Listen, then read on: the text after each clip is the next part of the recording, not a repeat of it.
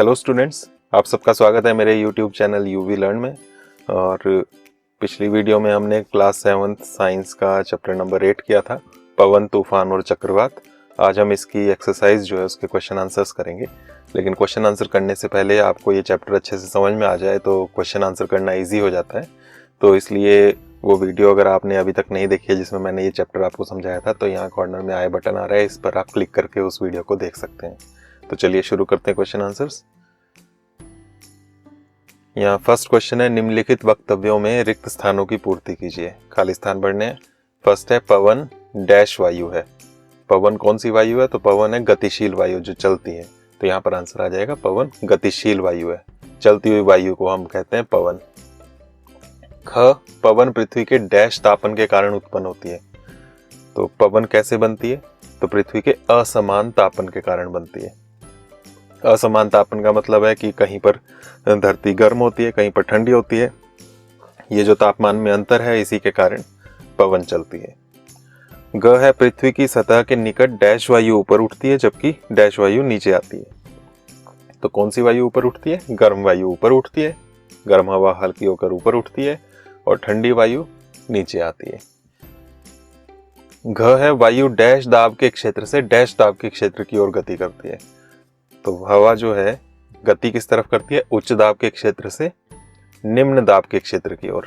उच्च या निम्न नहीं लिखना हो तो इसको सरल भाषा में आप अधिक और कम भी लिख सकते हैं। वायु अधिक दाब के क्षेत्र से कम दाब के क्षेत्र की ओर गति करती है। उच्च या अधिक एक ही बात है, निम्न या कम ये एक ही बात है। इसके बाद क्वेश्चन नंबर 2 है, किसी दिए गए स्थान पर पवन की दिशा पता लगाने के लिए 2 विधियां बताइए। तो हवा की दिशा आप कैसे पता लगा सकते हैं? तो इसका आंसर आप लिख सकते हैं नंबर 1, पेड़ से गिरने वाले सूखे पत्तों की दिशा को देखकर। पेड़ से सूखे पत्ते गिरते हैं तो वो हवा की दिशा में ही गति करते हैं, तो उनकी गति जो है उसकी दिशा को देखकर आप बता सकते हैं कि पवन की दिशा क्या है।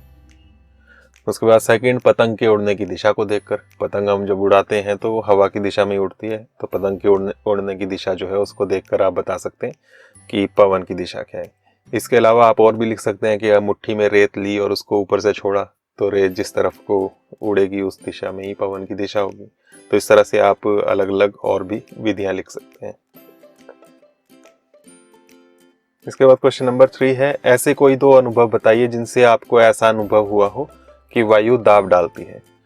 अध्याय में दिए गए उदाहरणों के अतिरिक्त। तो इस चैप्टर में जो उदाहरण दिए हैं उनके अलावा कोई 2 उदाहरण बताने आपने जिससे पता चलता है हमें कि वायु दाब डालती है, इसका प्रेशर होता है। तो इसके आंसर में आप लिख सकते हैं, फर्स्ट, गुब्बारे में हवा भरने पर वह फूल जाता है। गुब्बारे में जब हम हवा भरते हैं तो वो फूल जाता है, इससे पता चलता है कि दाब डालती है हवा। सेकंड, पवन के विपरीत दिशा में साइकिल चलाना कठिन होता है। हवा जिस तरफ चल रही होती है उसके विपरीत दिशा में, उल्टी दिशा में जब हम साइकिल चलाते हैं तो मुश्किल होता है साइकिल चलाना। तो उससे भी पता चलता है कि वायु दाब डालती है। इसी तरह से आप कुछ और उदाहरण लेना चाहें तो वो भी लिख सकते हैं। फोर्थ क्वेश्चन है, आप एक भवन खरीदना चाहते हैं। क्या आप ऐसा भवन खरीदना चाहेंगे जिसमें खिड़कियां हो लेकिन रोशनदान ना हो? अपने उत्तर का कारण भी बताइए। तो रोशनदान आप जानते हैं, कमरे में ऊपर की तरफ जो छोटी खिड़कियां होती हैं उन्हें हम रोशनदान कहते हैं। तो खिड़कियां हो लेकिन वो रोशनदान ना हो, इस तरह का अगर आपका घर हो तो उसको आप खरीदना चाहेंगे कि नहीं? तो इसका आंसर लिखेंगे हम नहीं खरीदना चाहेंगे। क्यों नहीं खरीदना चाहेंगे? क्योंकि रोशनदान गर्म हवा को कमरे से बाहर निकलने के लिए मार्ग प्रदान करते हैं। रोशनदान जो है वो गर्म हवा को ऊपर से निकलने के लिए रास्ता देते हैं, क्योंकि गर्म हवा ऊपर उठती है तो अगर उसको निकलने के लिए ऊपर रास्ता नहीं होगा तो गर्म हवा अंदर रहेगी जिससे सांस लेने में तकलीफ होगी। दूसरा, रोशनदान उच्च वेग की पवन से भवन की रक्षा भी करते हैं। जब बहुत तेज गति की हवा चलती है तो उस हवा से बचने के लिए भी रोशनदान हेल्प करते हैं। रोशनदान ना हो तो अंदर दबाव बढ़ जाएगा और बाहर जो है हवा का दबाव ज़्यादा होगा जिससे भवन को नुकसान हो सकता है, भवन की छत उड़ सकती है। तो इससे भी इनकी रक्षा होती है। नेक्स्ट क्वेश्चन है, समझाइए कि कपड़े के बैनरों और धातु की चादर से बने विज्ञापन पट्टों में छिद्र क्यों बनाए जाते हैं। तो बैनर जो भी लगते हैं, कपड़े के बैनर हो या धातु की चादर के हों, तो वो जो बैनर होते हैं जब लगाए जाते हैं तो उनमें छेद किए जाते हैं। तो वो छेद क्यों किए जाते हैं, यही यहाँ पर पूछा हुआ है। तो इसका आंसर हम लिखेंगे, छिद्र वायु को गुजरने में सहायता करते हैं। वो जो छेद होते हैं उनसे हवा को गुजरने के लिए रास्ता मिल जाता है, इसलिए वे पवन के दाब को झेल पाते हैं।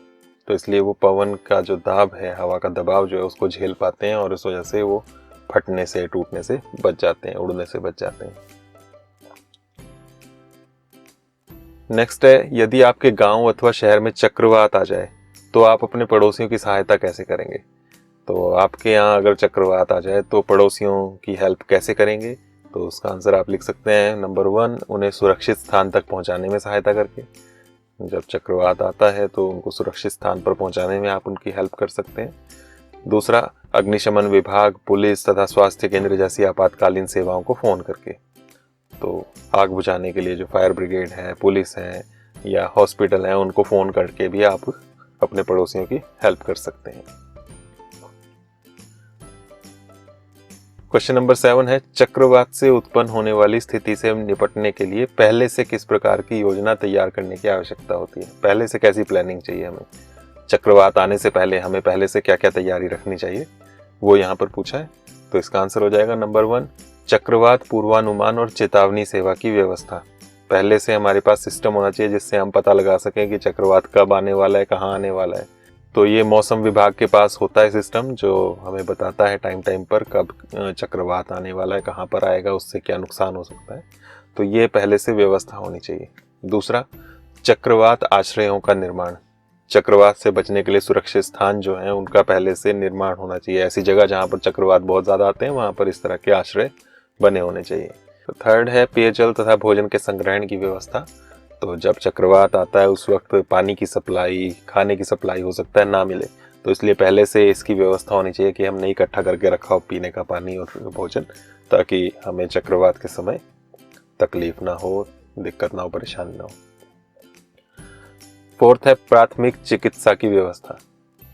तो प्राथमिक चिकित्सा, फर्स्ट एड की भी व्यवस्था पहले से होनी चाहिए। जो ज़रूरत की दवाइयाँ हैं, पट्टियाँ हैं, चोट लगे तो क्या करना है, उसके लिए जो जो ज़रूरी होनी चाहिए हमारे पास दवाइयाँ, वो सभी हमारे पास पहले से उसकी व्यवस्था होनी चाहिए, ताकि किसी को कोई चोट लगे चक्रवात की वजह से तो उसको हम प्राथमिक चिकित्सा दे पाए।